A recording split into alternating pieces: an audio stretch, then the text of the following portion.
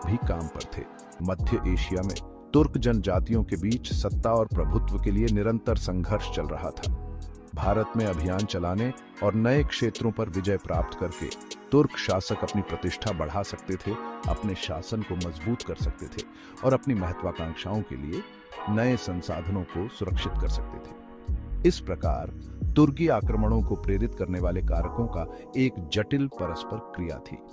धन की लालसा, धार्मिक उत्साह और राजनीतिक महत्वाकांक्षाएं मिलकर एक शक्तिशाली शक्ति के रूप में कार्य करती हैं, जिससे तुर्क योद्धाओं को भारतीय उपमहाद्वीप में धकेल दिया गया। भारत पर पहला तुर्की आक्रमण 8वीं शताब्दी के मध्य में शुरू हुआ, मुख्यतः मोहम्मद बिन कासिम जैसे अरब सेनापतियों द्वारा सिंध की विजय के बाद। हालांकि ये शुरुआती घुसपैठ प्रकृति में काफी हद तक अवसरवादी थी और इस्लाम का प्रसार करने या स्थायी साम्राज्य स्थापित करने पर उनका ध्यान केंद्रित नहीं था। 10वीं शताब्दी में एक महत्वपूर्ण बदलाव आया जब गजनविद साम्राज्य, जो अब अफगानिस्तान में है, ने भारतीय उपमहाद्वीप में अपनी उपस्थिति का दावा करना शुरू कर दिया। गजनवीड, तुर्क मूल के, ने मध्य एशिया के एक विशाल क्षेत्र को नियंत्रित किया और भारत में अपने आक्रमणों के लिए एक मंच स्थापित किया।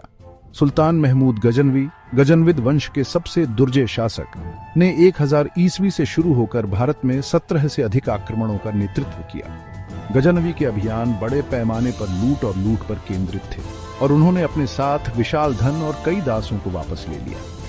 गजनवी के आक्रमणों ने उत्तरी भारत में तुर्की शक्ति और उपस्थिति स्थापित करने के लिए मंच तैयार किया। उनकी सैन्य सफलता ने क्षेत्र की समृद्धि को उजागर किया और बाद के तुर्क आक्रमणकारियों के लिए एक मिसाल कायम की, जिन्होंने गजनवी के नक्शे कदम पर चलने की मांग की। महमूद गजनवी भारतीय इतिहास में एक महत्वपूर्ण व्यक्ति के रूप में खड़ा है, जो अपने बार बार आक्रमणों और उत्तरी भारत के विभिन्न हिस्सों में तबाही के लिए कुख्यात है। 971 ईस्वी में जन्मे गजनवी एक महत्वाकांक्षी और कुशल सैन्य रणनीतिकार थे, जिन्होंने अपनी सेना को कई जीत दिलाई और अपने साम्राज्य का विस्तार मध्य एशिया से लेकर फारस और भारतीय उपमहाद्वीप तक किया।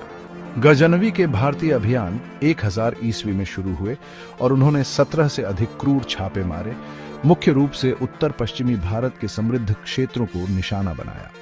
उनके आक्रमणों का मुख्य उद्देश्य धन और लूट हासिल करना था और उन्होंने कोई दया नहीं दिखाई, क्योंकि उन्होंने मंदिरों और शहरों को लूट लिया, विशाल संपत्ति एकत्र की और अनगिनत लोगों को मार डाला और गुलाम बना लिया।